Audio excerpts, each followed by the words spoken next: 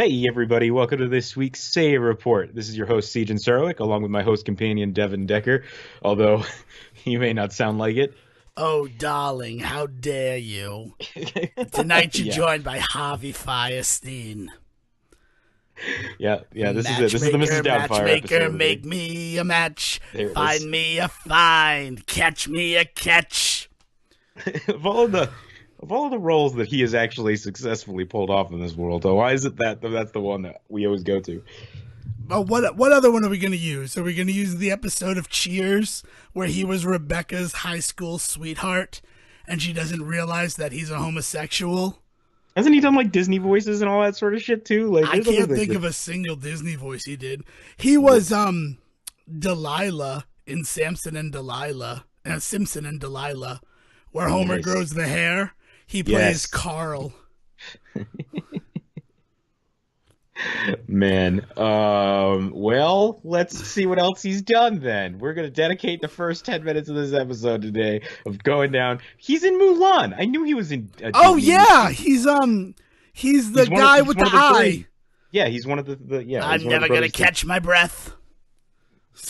That's his See, line.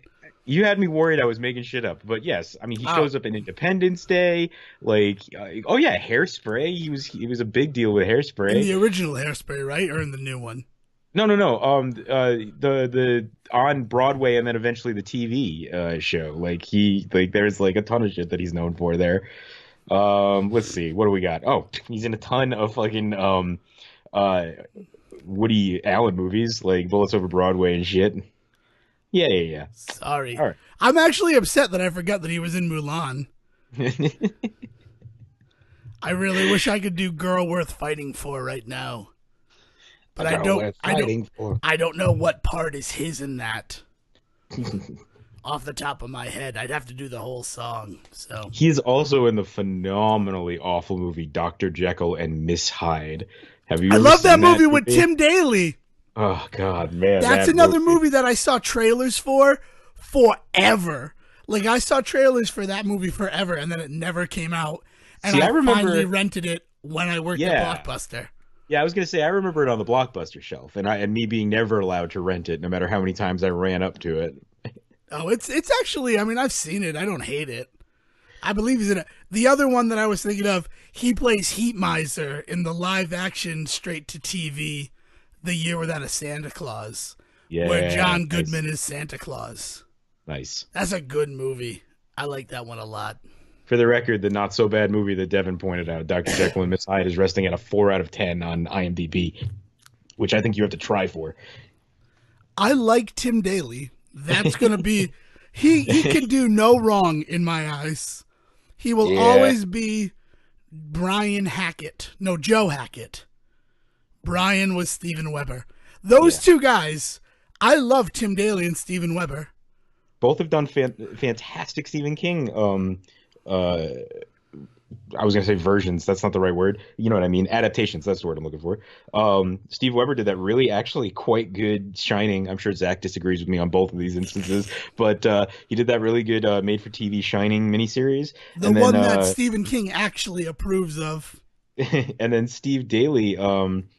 Tim Daly. Tim Daly, sorry, did Storm of the Century, which is, man, I remember when I was a kid and that movie and that show came out, miniseries came out, and staying up late watching that with my mom and being freaked the fuck out by that show because they get all the kids in the end. It's so fucked up. Well, they get the one kid in the end, but spoiler alert for like a 10-year-old made-for-TV Stephen King story. I like man. that Tim Daly and Steven Weber were both on CBS in different shows at the same time. But really, my favorite thing is that Tim Daly is married to a character played by Tia Leone in Madam Secretary, because growing up, USAM was my jam, and 10 to 11 was The Naked Truth, and then 11 to noon was Wings. Nice. So it's like a childhood fantasy coming to life for me. That's the one that also had the Ben Savage show Office or like Workspace or something, right? Working with Oliver Platt, right? I don't know if Oliver Platt was in it. Oliver Platt's brother was, like, the boss is an Oliver Platt's like type dude, but it's not him. That's what it is. That's That's totally what it is it's not Oliver Platt. Now that you're saying that, it's oh, now I need to know. It's the guy. Well, I know. Because you know what the problem is we watched. So this is the show, everybody. By the by, we watched Inkheart this past week, and I had this entire problem with Inkheart, where the dude that's not Oliver Platt in that the entire time, I was like, "Is that? No, it's not. Is that?" Who did you think was Oliver Platt in Inkheart? Hold on, let me get back to that IMDb there. Yeah, you're right. Maurice Godin, who played Maurice Godin, who definitely has like the same facial stuff. My favorite thing about Working is that Kenny Bania from Seinfeld was like a main character. Plus Debbie Mazar. Working was one of my favorite shows. I will not lie to you. Jamie Foreman as Basta, the dude, one of the first bad dudes that shows up looking for with the knife. Yeah, with the knife. I thought it was Jack Black the whole movie. The three guys. I'm gonna be honest with you. We could play like Jack Black, Oliver Platt, like Black Platt, like you like Bill, like Paxton Pullman, right? Like, oh man. Yes, I believe we could. So like, I gotta tell you, Dev, like I kind of want to just talk about this movie. I don't know about you. Well, first of all, let's just remind the listeners, it is Brendan Fraser History Month, and that is why this episode, The Silver Tongue Report, is going to be all about Inkheart. And dear God, was Inkheart a great movie. Yeah, man. I coming down hard right in the beginning, so you could just kind of end the episode now if you want. But Inkheart, go watch Inkheart. It's a pretty good movie. The other thing is, Inkheart came out in 2008, so your memory of watching it on band trips is woefully wrong. Because you weren't in band anymore in 2008. What year is it? You're asking me to do math in my brain right now, and that's all right. Well, you graduated from high school in 2005. Okay, there you go. Yeah. So 3 years later, you weren't going on band trips and watching Inkheart. Yeah, well, so the deal with Inkheart is, let's talk about why Inkheart is also, as good as it is, highly forgettable. And it is because it came out in 2008, as you just pointed out, surrounded by subpar movie book adaptations for children, adventure adaptations for children. Are we doing this? The Golden Compass. It came out in the same year as Spiderwick Chronicles. Yeah, the year after Golden Compass. Let's take a look at this. What's funny is if you jump on IMDb to go take a look at Inkheart, they recommend like the movies that they think you'll also like along with it. Bridge to Terabithia was also that year. Journey to the Center of the Earth with Brendan Fraser in it, which we're going to watch this week, right? No, that's for next week. Next is going to be Looney Tunes Back in Action. Yeah. But that also came out in 2008, right? And then you even have some of the ones that weren't quite that, but were trying hard to ape that, with like Disney's Sorcerer's Apprentice coming out a couple of years later and things like that. So like these are the recommended movies if you like Inkheart. So like I think the number one movie on this list of possible, like, if you like Inkhearts that I also like, might be Percy Jackson. And even then, that's just, I can't tell you a damn thing about Percy Jackson. So the problem with Inkheart is I think it came out either 5 years too late or 10 years too early. I would lean more toward, I don't know. I honestly don't know. Based upon you inventing memories for it, I would say 5 years too late. Because I think it would have definitely risen above every other movie out there if it had come out when you thought it came out. Yeah. Where if it came out like last year, it probably would have gotten lost in the minutia of all the other films. Yeah. I mean, if you think about it in the last year or two, though, I don't know. Can you name one adventurous like kids movie that came out and succeeded? Like the closest might be, well, it didn't succeed. The closest example I can think of is The Kid Who Would Be King, and we see that kind of just got trampled. Yeah, I don't know, which man. is a shame. Yeah, I can't think of any that came out last year, but that's my point. I feel like that it would have just gotten swallowed up in the way that so many other films like this now get swallowed up. Yeah, man. I mean, hell, it got swallowed up in 2008. You're not wrong about that. Stardust is another good example. That came out in 2007. Kind of. I wouldn't take my kids to this. Well, I guess the movie adaptation of Stardust I would. But yeah, The Stardust is a lot more of an the adult themed. Yes, I understand that the book is, but that adaptation was so directed at kids, it was weird. It was like weird Mhm. that they Yeah, like yeah, yeah. marketed as a kids movie, and then you're sitting there watching it and you're like, this is not a kids movie. The book Mhm. wasn't a kids book at all. Yeah, yeah, yeah, for sure. So Inkheart, man, so Inkheart is. We should start with plot, I guess. It's the story of a dude. It's so hard to talk about this movie and this story and not make it sound tropey and like, because there's a point to it being that way. You know what I mean? Like it is an adventure story. Like I could not help but think about things like The Princess Bride while watching it, and Never Ending Story and the like, right? Like watching it and having that same vibe from the story to the different themes that are that are throughout it, and on top of that, just also some of the visuals that we see also, like there's just some pretty straightforward like homages, for lack of a If I nicer had to word. point a finger at what inspired Inkheart, it would be the never ending story. Hmm. Because it's kind of the never ending story in reverse, where Yeah. instead of getting sucked into the book gets sucked into our world. Yeah, yeah, yeah. Well, and I was thinking the reason that I was thinking so much Princess Bride is that we're given the story of Inkheart, but we're giving it in chunks and pieces. Not we're never told the full story of Inkheart, right? We just kind of learn about its plot here and there from different characters. And what we're also doing is they're unreliable narrators of their plots, right? Because half the people that we're learning about the story from are supposedly villains in the books, or at least not good people and stuff like that. Um, so it's really interesting that the way that we learn the story of Inkheart, but the story of the story within Inkheart, right? Um, yeah, there's some weird layers and levels going on, but the problem is that trying to explain that stuff verbally is escaping me. Oh, well, I mean, I'll give it the old college try. I'm going to start by saying the reason why I thought of the never ending story was the shadow Hmm. just felt like the nothing to me Uh-huh. until they brought the shadow into the world. And I'm like, oh, okay, it's completely different.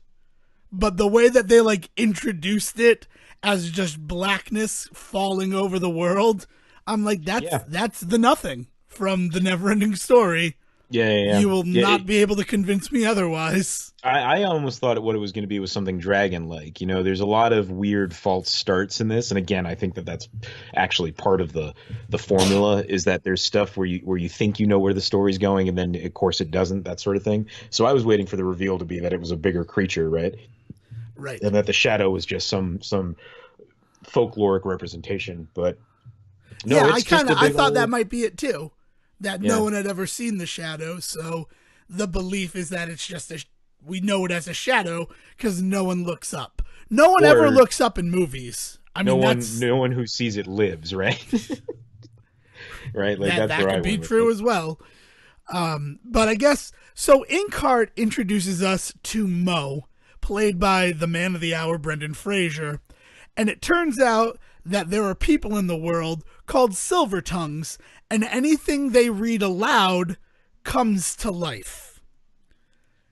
And he was reading aloud, and he's like, "Oh, life is suck."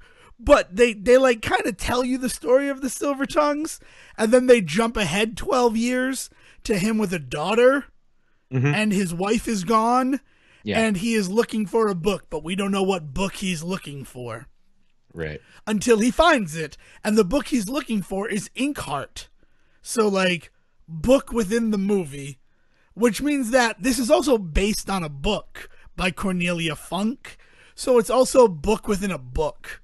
Like, you can't help feeling meta about this stuff because it's meta. Like, Right. there's nothing about it that's not meta. She Hmm. was fully in control of the fact that she was writing a meta story. And so he finds the book Inkheart, and we're told the story that when his daughter was 3 years old, he was reading it aloud, and he brought into our world the hero of the book. Hero, I'm doing pretty big air quotes. Dustfinger, portrayed by the wonderful Paul Bettany. Yeah. And he also Yep. brings the not even the main villain of the book. Like, that's the thing that I'm still unclear on in this movie. Because he said that he's the the right hand man of the Right. head of the Black Adder. Yeah. And his name is I don't think it's Black Adder, but go ahead. No, I think it Is it? is. I think it's the Black Adder. I mean, you can look it up. And his name is Capricorn, and he is portrayed, my God, people, Andy Serkis. I feel like he has just become the mocap guy, but he is such a good actor. And I don't want anyone to ever forget that. His portrayal of Claw in Black Panther elevated that film, and his portrayal of Capricorn in Inkheart is so good. He's just such a good actor, and I mean, that's why he's good at doing motion capture stuff, because of how good an actor he is. I'm just gonna say it. Yeah, no, I mean he's a phenomenal actor. I mean it's part of the reason why he is given the kind of respect and freedom to do the kinds of things that he does. I mean, the dude pretty much could get away with murder right now in Hollywood and he'd be fine. I mean, he owns like an entire film studio, and on top of that, a video game studio that he's been like kind of like pushing stuff out every now and then. I mean, he's responsible for every single one of the Apes movies, right? Like, I don't know if he was in any of them past the first one, but he was like always huge in portrayed an ape in every film. Yeah. So like he's big in those. I mean, you can't ignore what he did with Gollum in the Lord of the Rings movies. I mean, he created an iconic character, you know, on the level of like a Yoda in that movie. The dude should get the respect he deserves. I just feel like, I personally feel like I forget how good an actor he is until I see him like not under a bunch of computer generated imagery. Mm-hmm. Like, seeing him as Capricorn in Inkheart reminded me, oh yeah, Andy Serkis is fucking badass. Yeah, like, yeah. I mean, for such a long time, I just thought of him as Tesla's assistant in The Prestige. Nice. But then, like, I watch other things, and his portrayal of Claw made me so happy. And when he showed up as Claw in Age of Ultron, I'm like, it makes sense that it's Andy Serkis, because if they go the route of the character of Claw from the comic books, he will eventually be made of purely sound, and Andy Serkis is the mocap guy to do that role. Right. Of like being made purely of sound. And then for them to not go super fantasy with a comic book, like with those movies, like, because the MCU tries to stay grounded in reality, and letting him just chew up scenery in Black Panther was awesome. Yeah. And it's, I mean, like I said, you pretty much just let him loose in that movie, right? And I mean, it's pretty clear that there's moments where he just does what he wants. You know, it's one of the few things that I feel is kind of lacking for him in this particular movie, is there's not enough moments for him to be sillier, you know, because I think he does the creepy, silly stuff really well. So to not give him that opportunity with this character was a shame. I don't disagree with that at all. He is in this movie that is full of just random bullshit. And I mean that in the nicest way possible. But Inkheart is full of random bullshit. He is sort of like the most put together and like straight-laced character. Yeah. Which honestly, that might be a reason why he wanted the role. I could see him wanting to be like, yeah, I'll be the like structure of this film. The guy who has to like not be crazy in a world gone mad. Yeah. Yeah, and I gotta say that for what you were saying earlier about being a little confused about what his place was in the actual story of Inkheart, I mean, to me, he's the sheriff of Nottingham, right? Like, that's who he is. He's not Prince John. He's not the big bad, right? He's the sheriff. He's the guy that is going to be the one that you go up against in the fight, not the one doing all the planning behind, which we see his plan while like probably clever for him, is not a well thought out plan at all. And easily, like, his plan never quite goes right. There's never a point at which his plan works. You know, that's one of the other things that's really tropey about it, is that the bad guys in this movie are, for all intents and purposes, pretty dumb. Like, we have a lot of dopey henchmen characters, but also on top of that, the main villain's plot just goes sideways so easily. Well, yeah, but the reason why I struggle to understand what Capricorn is in the world of Inkheart is your description of him would make perfect sense if he himself didn't have a right-hand man in Basta, Mm-hmm. who, like, is given so much character. Like, he has a fear of ghosts and he loves to kill people with knives. Like, Right. he for all intended purposes feels like the sheriff of Nottingham, as Capricorn sits back and just, like, plans. Right. Well, and I think that that's what's key. For me, it was key that he was that character in the book and refused to become that in the real world, which I think is a whole part of his character. That never, and this is subtextual, but I think it's pretty Yeah, no, I mean, obvious, I right? agree with that. That's why he doesn't want to go back to the book. That's Right, why he loves exactly. being in the real world, is Right. because he's not second banana. He gets to be the guy in charge. Right. And so he adopts somebody like Basta, which is a terrible choice because Basta's a fucking idiot, right? Like, and we learn that later on. Um, but yeah, not enough silliness for him for one thing for me. There, and again, a lot of really weird false starts. I feel like there was that Jennifer Connelly takes the role as Paul Bettany's wife in the story, but not, and then she gets left behind in the book. I feel like that's because they expected this movie to perhaps go on to maybe other stories. I feel like there was maybe more to that story that they wanted to tell. Well, I there are three also books in the original series. Right. I also So feel that because I think there might be some reshoots at the end of this. I don't know if we want to touch on that now or what, but let's talk about the end at the end. yeah. I'm all about doing that. Yeah. I think there's definitely some stuff that happens at the end that lends to that too. But there's all of the weird stuff where, like, Dustfinger, we learn, has this ability to breathe fire, but not actually, right? There's apparently a magic trick going on. We're not ever really given the full prestige or on any of it. So there's no true, like, ooh and ah moment for You're it, which again, so I think is a proud of shame. yourself, and you should be. What's really odd is he sort of reminds me of Pyro from the X-Men, where, like, he can breathe fire, but first he has to make fire. But he, like, makes fire like Mr. Miyagi heals Daniel-san. And he's able to teach other people to do it, as we see in his little buddy there that comes Fareed. out of Arabian Nights. Yeah. Yeah. Like, so it's also a trick that apparently anybody can do. He just passes it on. The like, so it's very My weird. Where justification of that is Fareed is able to do that trick, the dragon's breath trick, because he is from the fictional dimension. I so you don't think that that all Mo or Meggie or the aunt Eleanor could do that. I think that because Fareed is also a dimensional traveler, he's able to learn a fictional skill. Oh, see, now this is interesting because I thought that there was an implication at one point with Eleanor that perhaps we were just another level, or at least the movie world is another level of fiction. Because of the Yeah, way I that her story definitely goes with thought Eleanor. that. I'm not going to lie. Yeah. But the movie never supported my initial belief of that. Specifically, like, it becomes the most apparent in the joke moment, and it might just be played for the joke, when she shows back up and the other reader is reading a book. I forget, like, the Mad Woman of something, and she shows up and he looks at the book and looks at her, and there is a clear moment where the joke is he's wondering if he conjured her, right? And it's just like, so wait a minute, are we at a level at which now this is also just another story? Which, if we consider the fact that this was a book series, it would be, right? Like, yeah. Yes, which is crazy.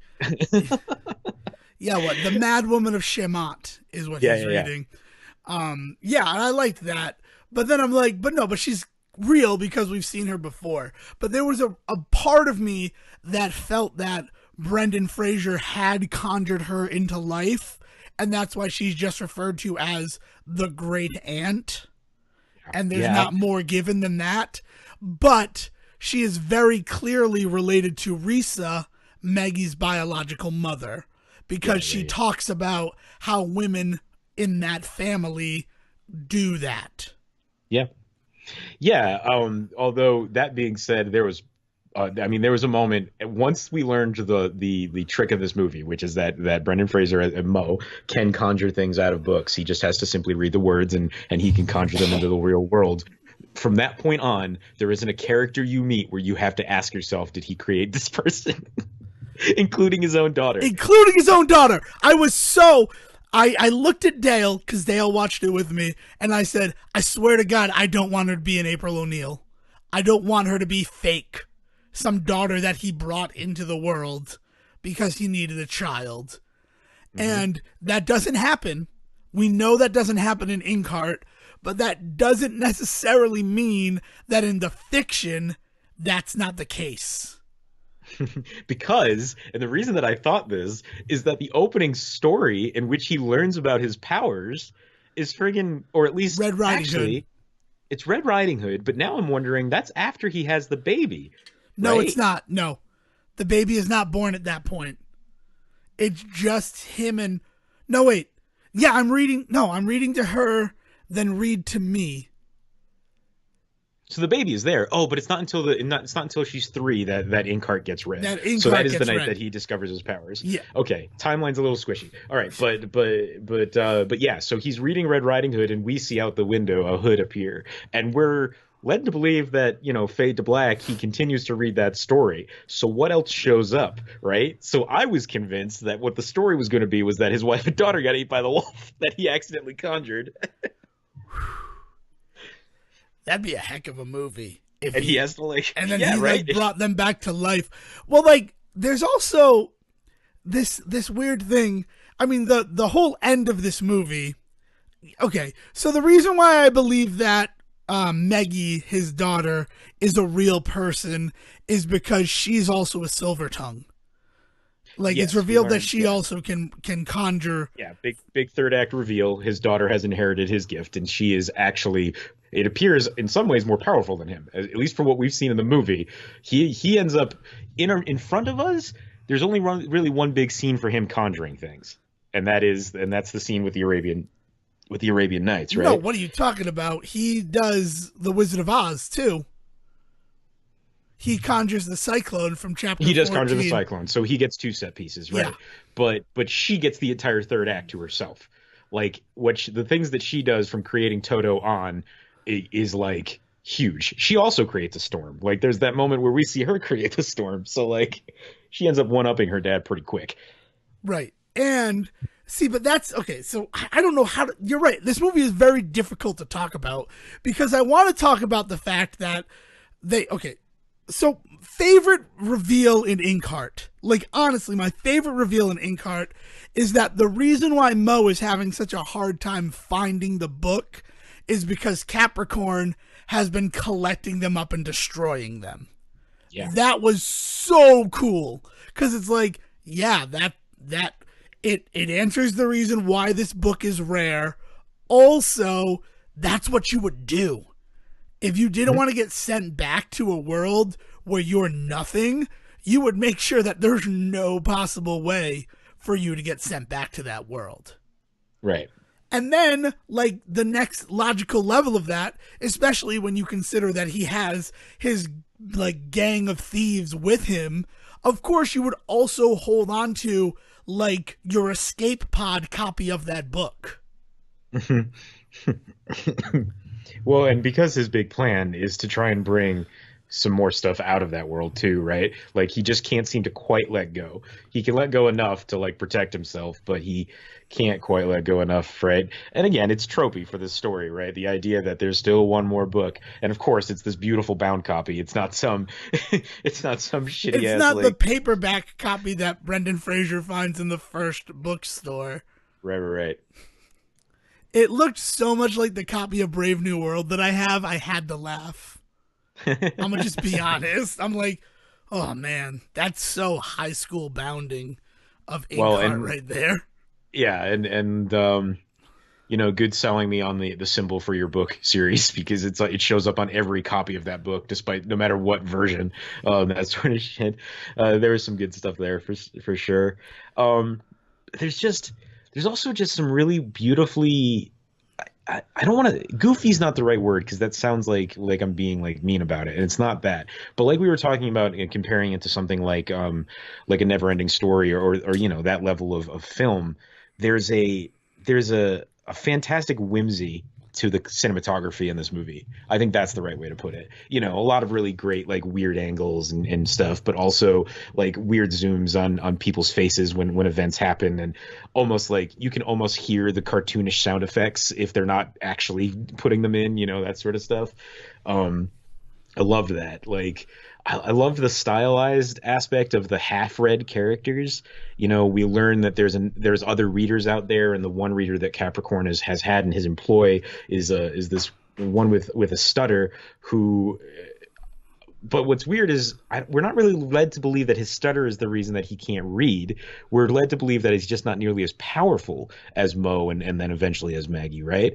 Like, so there's this weird idea that they brought in this guy, this character, and then I don't know, like if the actor had a stutter or if they felt the need to give him a stutter because the writing sure didn't. It was really weird there. But what he does is when he reads characters, they come out unfinished, and we see this in various ways. Some of them have um some of the characters that he brings out still have writing on them. Some of them are not quite shaped like they used to be. One of the henchmen points at his nose and jokes that that's not what it looked like in the book or something. So there's like weird stuff like that we learn too. Which leads to another big reveal. Man, this movie is twist after twist, huh? Which is that there is a worker in the kitchen, a slave woman in the kitchen that is working under Capricorn, that we soon find out is actually Mo's wife, who he's been looking for. So Right, she's not because in we Inkheart haven't anymore. mentioned that when he brought Basta and Capricorn and Dustfinger from the book, this like weird it's like soul for a soul, right? It's like Kind we're of. on the planet Vormir and Red Skull's there. And so someone has to go into the book, and that's how Mo lost his wife and why he's on this quest to find a copy of Inkheart. But then that raised questions for me along the same line of, does it mean that everyone is called to him from a book? Because how could she be read out of the book if she wasn't a character in the book to begin with? Right. Like, Or her going into the book, does that change every single text right. of the book? Right. That was going to be my next thought is does it change the books that these people are pulled out of, right? So in a weird way, the big question for me then is our friend from Arabian Nights who gets pulled out of the book and spoiler alert decides to not go home at the end of the movie. Does that forever change that story? Yeah, I don't know. I don't know. And But the other weird thing is you say it's a soul for a soul and I mean, this is not to say hummingbirds don't have souls, but we also see that it's not necessarily human for human because at the end of the book, when Dustfinger is put back in the book, there is another exchange that occurs, and that is the bird comes out in right, place of him. but it's also, I mean, I say soul for a soul, but Risa goes into the book for three people coming out of the book. So it's weird. The Yeah, the math the is weird. rules are not set in stone. All I For can think of is what was the show with the pie maker there, Pushing Daisies, and there's that moment in the first episode where he's explaining his power, where if he touches somebody and brings them back to life, but it means that somebody else in proximity dies. And and the cop looks at him and goes, "Bitch, I'm in proximity," and that's all I can think. yeah, it's that's one of my, if I had a complaint about this movie, the fact that the rules are not like set in stone. But they don't. But again, in terms of like these movies like Neverending Story and stuff, the rules don't have to be and are actually often broken by the characters, and the point is that they get broken, right? In the Neverending Story, the whole climax of that movie is Sebastian having an effect on that world, which is supposed to be impossible as the reader. And this idea that like he's then able to interact with the characters for that one moment and that one, and then two completely breaks the rule by having him enter the world, right? So like so that idea of rule breaking and the world being kind of in flux and not well defined, I actually think suits it really well. I don't know. I think my issue with it is, if you're going to break rules, Hmm. don't dedicate so much time establishing them. Like, be fast and loose with the rules. Don't, like, there's a dedicated scene where he's like, you know how this works though. Someone comes out, someone goes in. And it's like, yeah, but we don't necessarily know that. Please stop saying it like it's a hard and fast rule. Yeah, but he's also a guy who lost his wife to that rule, so even if it's not hard and fast, he's still gonna hold true to that. You know what I mean? Like, I'm willing to forgive that particular instance because of that. Right. I don't know. It's just one of those things where I that's the thing that got under my skin.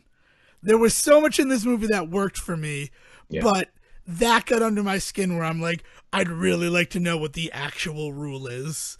Because it also seems like a little bit of reading doesn't mean that there's a transfer of thing. Like, I don't think anything is given for Toto. Like, Toto just comes into the world. So it could be that because Meggie is so powerful, that's why nothing has to be exchanged. That could be a representation of the power that we were talking about before. Yeah, yeah. And remember, he's talking about how the first time he read, it took him 7 chapters of Inkheart before he got anything out of the book. Right, exactly. That's Yeah, so like on the other end of the spectrum, it did take him a long time of reading before anything came out. But then by the time it happened, 3 characters popped out, right? So yeah, so the rules are a little squishy and not well understood. But like I said, I think for in terms of like a fairy tale, I think that that's fine for me. I mean, like there's all sorts of stuff that I'm willing to forgive in the service of moving the plot forward, which is what this story is. It's very surface level in areas, but where it finds its depth is not in things like establishing rules, but instead establishing the world, creating the world, 2 worlds, actually, the world that Mo lives in, which is pretty fantastic in that it has this idea of these silver tongues, but also the world that Dustfinger and Capricorn come from in Inkheart, you know? yeah. Again, I'm just saying, like, it didn't break the movie for me. I still immensely enjoyed this film, but it's the one that, like, okay, I just maybe it's the kind of stuff that makes me want to go read the Book of Inkheart. Yeah, yeah. Are these Well, questions? But well, I then, will say but in that vein, I kind of have something like that myself, in that it's the third act reveal of what establishes writing. yes, Yeah, that is a very good question as well, right. because that gets Can under my skin too. But can, I can was she read a headstone and just bring somebody back to life? Like, what are we doing here? Like, all right. So we should get to the fact that because Capricorn has been destroying every copy of the book, the last place that they can go, they think, to get a copy is to go to the author himself, who's assuming that he'll have a copy of the book in his house. who is my favorite like reveal actor of all time? Every time he shows up on screen, my heart jumps for joy, and that is Jim Broadbent. Yeah, I was super happy that he was the author. And Yeah, yeah. and that, I mean, that brings in all these cool things where, like, Dustfinger doesn't want to meet him. And I'm thinking, like, yeah, because you wouldn't want to meet your god, right? Like, I Right, get right, that. right. Like, there would be a reticence to meet God if you Mhm. knew this is the man who created me. But then there's also that secondary thing where, like, I don't want to know what my fate is. Well, and Dustfingers, we should say that the real reason he's so hesitant, the real to meet his creator, is because he hates himself. Like, Dustfinger is a very self-loathing character, so he does not want to meet the man who created him, because in all honesty, he holds him accountable for a lot of his for he projects a lot of the self-loathing that he has for he projects that onto the writer. And in all rights, he probably should, right? I mean, like, if we want to think about it in terms of actual creator creation, like, he should. Yeah, that's not wrong. But that is why my heart broke when just so casually Jim Broadbent was like, why? Because he dies? Yeah. And it's like, that's the one thing that I said no. And like audible. Like it was just such a cathartic reaction to this guy. I don't want to meet this guy because I don't want to know what happens to me. And the second the author sees him, he's like, oh, why? Because he dies? It's like, And then tells him the way too. Yeah. It keeps going. The conversation keeps going. yeah. Yeah, man. It's harsh. It's a harsh moment. Yeah, it's one of the few. It's one of the few moments in this movie of treating kids with respect that I really like. That again, you get it from these older adventure films. This idea that kids are allowed to be treated like adults sometimes, and that happens a lot in this movie with Meggie. There's definitely moments over there that I really love, but that was a moment where I really felt like as an audience member, if I was a kid watching this and I heard this conversation, like I'd get it, and I don't think my parents would appreciate that moment for me as like a 12-year-old, but I would get it, and I love that movie gave that to 12-year-old me. Yeah, no, it's just the fact that like you knew that it was something like that, but Right. just the way that scene plays out is heartbreaking. Yeah. Because it's like it's bad enough that Dustfinger is this character who hates himself, who knows that he's a weak character, and like to the point that even the author is like, I mean, that's how I wrote you, like this. You don't have to act this way just because I wrote you this way. Yeah, It's and I mean just like- Paul Bettany pulls such a believable turn out of that character that when he does the charming stuff, you do fall in love with him again, and when he does the despicable stuff, you believe it. It doesn't feel forced. Like the character is just doing this because the plot needs him to. Like you legitimately see the pain on his face when he sees what's the wife's name? Risa. When he sees Risa under the building, but she has no voice, so she can't scream out, and he sees her there and could very easily like fix something, at least something, do something right, and he doesn't do it. But you know why he's not doing it, and there's this whole moment of like trepidation on his face, and all of this stuff goes through your head in this moment where you watch him do this most despicable thing that I think he does in the whole movie, and you believe it because Bettany pulls that off so well, that tortured character so well. Well, I think what is really nice is prior to that scene, we are told that he has a wife and children. And so you look at that, and it is pretty despicable that he leaves Risa behind, especially because he had conspired with her to get her out of there so that she could be reunited with Mo. But at the same time, you're thinking, what an awful thing you just did. But then your mind in the very back is like, but he is literally doing the same thing that Mo is doing. Yeah. He is just trying to get his family back. And we don't look at what Mo's actions are as being selfish against Dustfinger. So why do we look at Dustfinger's actions as being selfish against Mo? Yeah. And like the existential stuff on display in this film is insane. Yeah. Like it's it's really awesome. good. It's so good. So I think Yeah, we should get to what you talked about, as in what constitutes writing. Yeah. Yeah, man. Like, so I had this question when the movie first started, like, okay, if he reads books, so like it needs to be a book, right? And then there was the moment where they go for the manuscript, and I thought, oh, I get this. We're going to push boundaries a little bit. We're going to see what constitutes a novel, what constitutes a story, right? And then we get to a point where you think, wait a minute, what happens if we rewrite? And then they say, hey, what happens if we rewrite? And then it just goes off the fucking rails. So like it's weird because I kind of was going on the same journey as the movie, which is good. Like that's just really good storytelling and really good pulling me along, right? But I could not help but at the end of this movie think, wait a minute, how did we get here? Well, like what is going on? One step further than what you just said.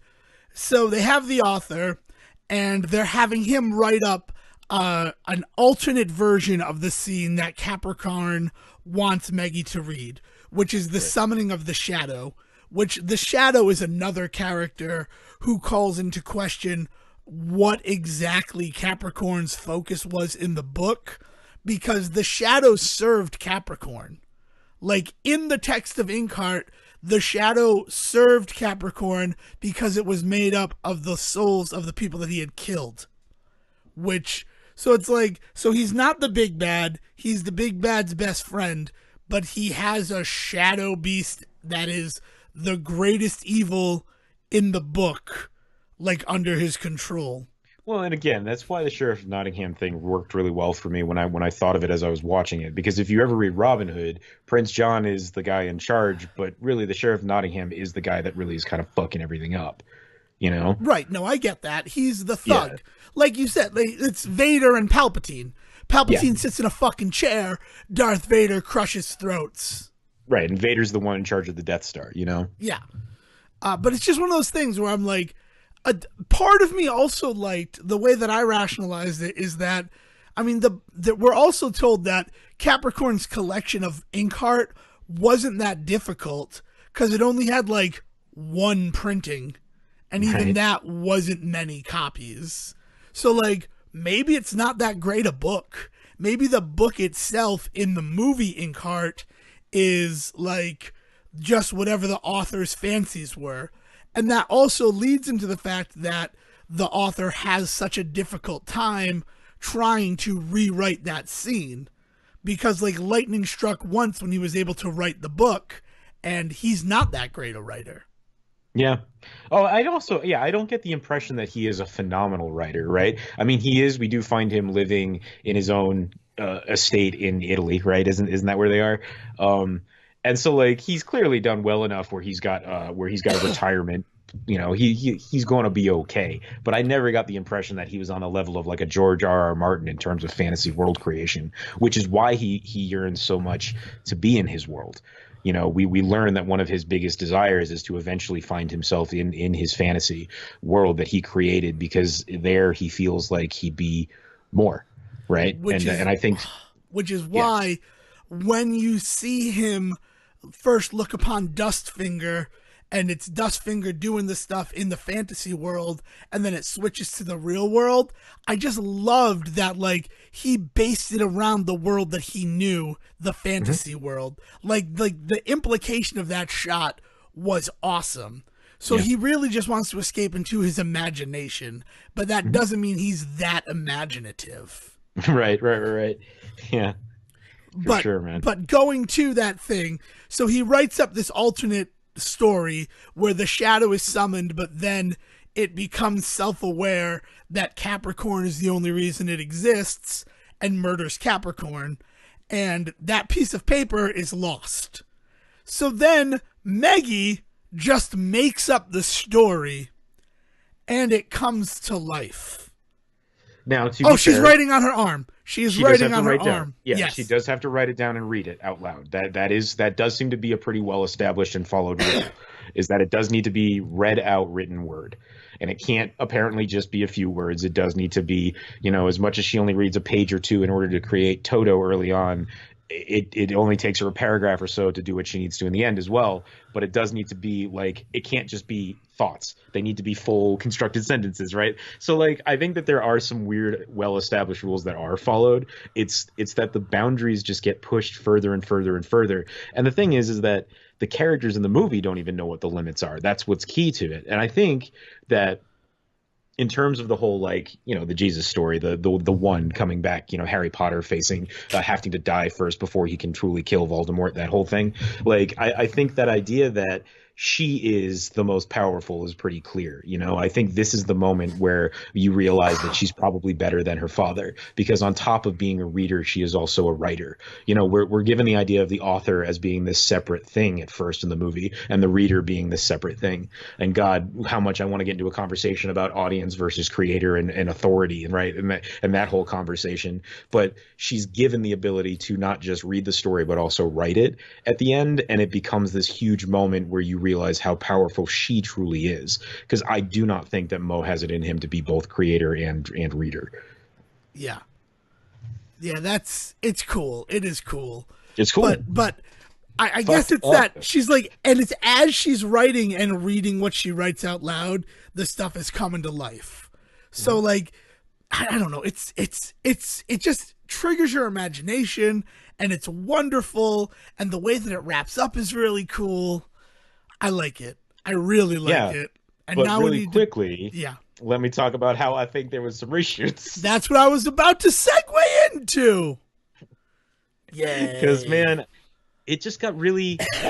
So there's this moment. There's this beautiful moment in which he Mo finally has his whole family back, and everything is finally safe, and everything has finally been shut down, right? And they can if they want officially, burn or get rid of or lock up the last copy of Inkheart, right? Except that Dustfinger is still in the world. And part of the whole movie for him is, and his whole motivation for all the good and terrible things that he does, is to try and get back to his family in this book. And so this idea that he thinks Mo would never risk reading from Inkheart specifically again. And he has this beautiful line where he goes, and I would never make him. And he kind of like walks off into the sunset.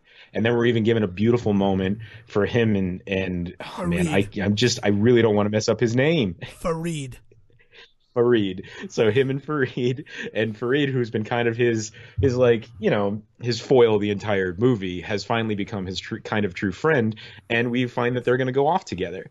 And there's this moment where you think, "Oh, that is so sad." Opens up such a great story to continue telling, and is also like such a beautiful end to this character. And then like the movie like slams on the brakes and gives you freaking whiplash, like straight up. The cut that they make from him walking off into the sunset to suddenly Mo running up behind them in a different part of the woods like moments later, being like, wait, I have to put you back in the book. And it's like, oh, we're actually doing this. It kind of undercuts this entire dramatic moment you just gave him. And so that huge undercut made me realize in that exact moment, this is in one space. It's literally just outside anywhere. It could be anywhere. There's no exteriors of the castle or anything nearby. Anybody that's there in costume is in pretty normal street clothes. The furthest possibly being Dustfinger, who has like his kind of fantasy army jacket on. So I was just like, oh, everything in this shot is super cheap and easy, and this story seems to have come out of nowhere. This is a reshoot. This entire moment was just, this movie's not going as well as we hoped. We don't think we're going to get a second one. Like, we didn't get greenlit for a sequel, so we're not going to bank on it. And they just ended that story. Right. And I think part of that comes from the fact that there are stories about the author Cornelia Funk being like difficult to work with, where like she wasn't sure about giving rights to the other books, getting the rights to Inkheart were difficult. So I think that like it may have been having her on set and being like, we need to have an ending in case we can't get the rights to the next book. Yeah. We want to give people an ending to this movie. Well, and take a look at the movies that were coming out around it, like we listed earlier. Sitting back and seeing even 2 or 3 of those movies coming out before Inkheart, and seeing them kind of just fart out and not go anywhere. Golden Compass Golden being Compass the is the greatest best of that. example of that. Yeah. Right. And that just being such a money sink and disappointment, that I do think that they hit a point where they were just like, shit, we might not get a sequel out of this. Like, what do we do? And slam together this moment in the end to at least end that story. A part of it could also be movie testing, and them seeing like, oh, it's not testing well that he doesn't have a happy ending, which is bullshit. Like, I hate that kind of nonsense, but it used to happen a lot more than I think it does now. Like, maybe I'm wrong, maybe it happens still now a ton, but we know for a fact it used to be a huge deal for that kind of shit.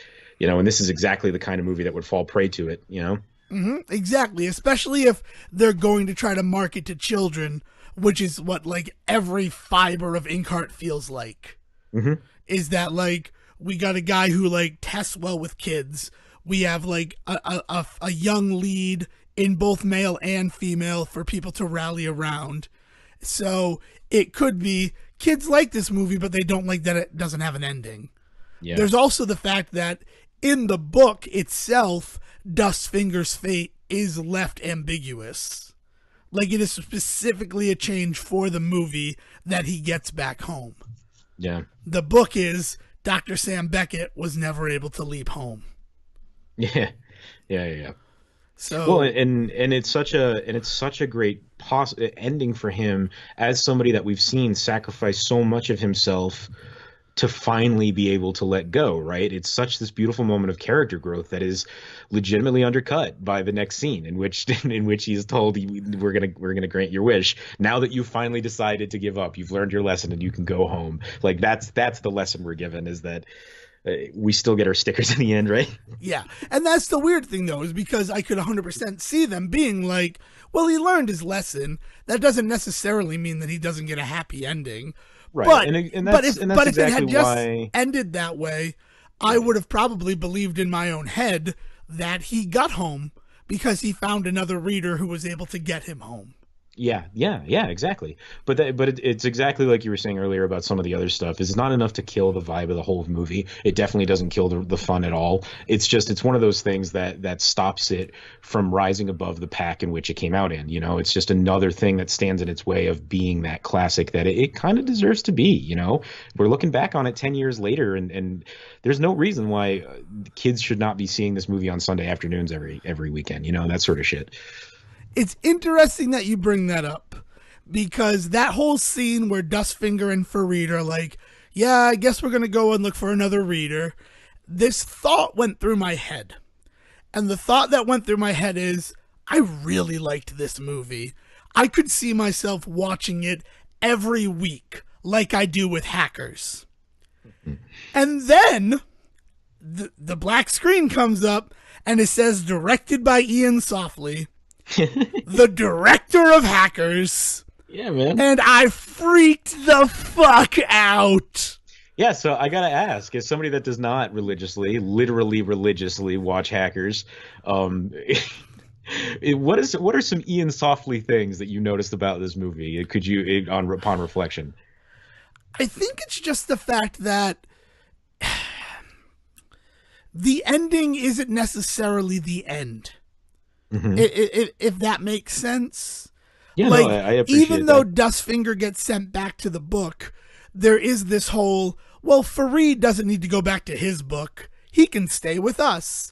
So it's like, it's the ability to get to spend more time in that world with your imagination. I have written thousands of like Hackers sequel ideas in my head, where like these kids become an elite group of like computer agents who help take down other hackers. And like Wendell Pierce is their reluctant handler. And so it's one of those things, but it's also the way that characters are treated. No character is a stereotype. Every character is kind of fully realized in one way or another. Yeah. And I think that's something, because he also worked on the screenplay as well. He gets a screenplay credit too. And I think that's something that he tries to do, is make sure that everybody that he's putting on screen, there's a reason why we get to see them. Mm-hmm. And I mean, you pointed up K-Pax, which is a movie I have not seen near as many times as Hackers. And I've only really seen Inkheart the one time, so I can't compare it. But I do think of the things that I remember from K-Pax, and it's one of those moments where, like, everything has meaning. He tries to inject meaning into everything that he puts into his films. Yeah, no, I think that's something that's really clear to me as somebody that has only, seen Hackers a few times in my life, and now Inkheart and some of his other projects for sure, is that everything has kind of a purpose to be on screen, which is nice. Like, you don't see that a lot. But on top of that, it's not that his movies are thin. Like, he puts a lot of effort into his shots. And I mentioned earlier some of the beautiful things that you see, but like anything that happened in the library, was gorgeous at Helen Mirren's at Eleanor's house there. Was beautiful, and there wasn't a thing there that wasn't meaningful. But also in the story beats, like early on, Maggie hears whispers. Maggie, it's Maggie. Whatever ridiculous. Meggie. Yeah, Maggie hears whispers, and it kind of hit me as like, oh, she can hear the books too, right? Which we learn is kind of a thing for silver tongues. It's like but then, spider sense for silver tongues. It's cool. Yeah, but then what's weird is that it doesn't, she doesn't really come into her own yet. So there's almost this weird moment where you think, oh, okay, maybe that was just an effect, right? And the same thing goes with visually. Every time something happens where something goes in or it comes out of a book, there's a video effect that happens, like a camera shake. And there was a moment where I didn't know if I was just seeing things or if maybe the copy I was watching was a bad copy or something. But no, sure enough, we learn later on, no, that's an actual thing to look out for. So he drops little hints, he puts little cues in, and it's more than just visual, it's more than just audio. There's this whole weird sense. Like, it's funny that you say spider sense. There's like a softly sense to the way that he films things. Yeah, and that's it. And I think that's one of the reasons why at the end of Inkheart, I'm like, I could see myself watching this film over and over and over again, because I have now watched Hackers, I mean, no less than 30 times, right? Mm-hmm. Like, I've watched that movie so many times. It has been half a year at least, right? So, like, maybe 26 times, but I've also seen it a bunch of times prior to my every Friday I'm going to watch Hackers stupidity, right? I fully admit that it's stupid, but there are moments in that film like that I have picked up on for the first time and that I love. It's like little visual stuff that characters will do, and just like facial tics as reactions to things. Yeah. And seeing Hackers as many times as I had, and then even just seeing Inkheart the one time, I'm like, that's the director. That's not an actor choice. That's the director being like, I want you to have a reaction to what he says. Yeah. Yeah. He also has a really good way of getting the right people around him. Like, I have to say that if you take a look at any of the casts on any of the movies or projects that he's ever worked on, and you're pleasantly surprised by the number of people you recognize and why you recognize them. We joked earlier about Jim Broadbent, but seriously, like that dude is such an easy smile on my face if you can get him in your movie for any reason. And Paul Bettany as that role is amazing. But I mean, like, let's talk about all of the side characters. You have Steve Graham that shows up. I mean, we talked about Andy Serkis. Any of the henchmen there. There was one in particular that I kept trying to figure out who it was, and he ends up being some British actor that, like, I've seen in, like, that you've seen a bunch of stuff. The guy who says, "Look what he did to my eye." Yeah, that dude. He was got almost like a rooster cut or something weird going on. Yeah, there's just it's all these characters that, and all of these actors that clearly loved working on doing what they were doing. As silly as it might have been, or as cheap as it might have been, or as short or as simple as it might have been. Stephen Graham showing up as that weird character side henchman who we then see disappear into Arabian Nights. So he's legitimately in like 2 scenes. I love that dude. And like I've seen that dude do Shakespeare. Why would he show up for 2 days on set? Well, because clearly this is a great environment to be working in, right? Like that sort of thing. And you can sense that throughout the whole thing. And Hackers is the same way. That cast is just mind blowing. Right. I mean, and it's also because Ian Softly is British, he gets these like great British actors to do like super small roles, because it's just like, I want to work with Ian Softly. I love what he does. So it's super cool. It really is. Like, and it's also this other thing where, like, just talking about it, and then we'll wrap it up, because we this is awesome. This was a great episode of this show. I hate to pat myself on the back, but I like that you liked Inkheart as much as you did, because I thought you were going to be kind of down on it based on your made up memory. No, I mean before we watched it. Yeah, man, because again, you got to remember like the thought process for what this movie was, and I'm sure this is true for a lot of people, is that it is just another movie adaptation of a teen novel that was subpar on the page, never mind on screen, right? Like that's the barrel that it gets thrown into, and I hope that we do our due diligence today to pull it out of that barrel. Yeah, I 100% agree. But it's also the fact that he will give a side character an important line, because it's the guy with the flat nose who gives them the idea to rewrite the story. And it's like, that's so cool. It's so cool that it's not like a main person who's given that. It just makes the world feel more full. that ideas and important information can come from anywhere. Yeah, man. Yeah, I agree. He creates a full fun world for this movie and for all of his films. So it just turns out it just ends up making for a good time. Yeah, agreed.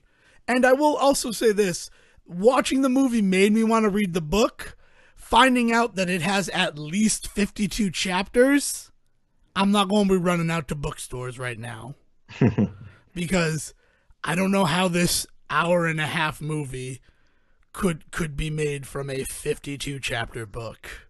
Well, and we probably have to throw this out here right now. There's probably a good chance that it is nothing like the book, or you know, and from what you were saying earlier about the reaction of the author on set and things like that. And if that's the case, then as far as I'm concerned, they're two different products. I mean, like there's no room in my heart to try and somehow fight the fight to make them both the same thing, you know? Right, and I don't think there's any need to either. Yeah. Like it's an adaptation is allowed to stand on its own. And I think that's actually the big thing that we as a society need to learn. Yeah. So if you read the book and didn't like it and that turned you off from this movie, that's wrong. And if you've seen other book adaptations and this turned you off to Inkheart, don't. Brendan Fraser is there. That should be enough.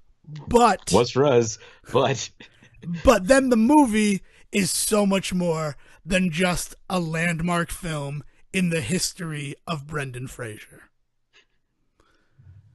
All right, so as a reminder, the next movie we're going to be watching is Looney Tunes Back in Action. Hell fucking yeah. So if you wanna like do your homework before the next episode, get that, watch that, enjoy that. And if you'd like to talk to Sejohn about any of his ideas regarding Inkheart, he can be found on Twitter at Siege versus the World. And if you want to talk to Dev about maybe finally getting him to put to bed this absurd notion that he has to watch Hackers every Friday like he's going to church, and maybe he can, for a couple of weeks, maybe watch Inkheart, you can reach him at Devin D. Degger. You know what? I just want to go a year. I want to do a year of Hackers on Friday. That's my goal. So, I mean, it's been hard. It's been hard. PAX East, I came home at 11 o'clock and had to watch Hackers. That wasn't easy. Anywho, Will, why don't you read our story and bring us all to your world? Good night, everybody. Thank you for listening to the Say Report with your host Devin Decker and Stephen Serwick. Please follow the guys on Twitter and Facebook by searching for The Say Report, and you can always subscribe on your podcast channel so this is delivered straight to you and you can enjoy it every week. With apologies to your mother, we'll see you next time.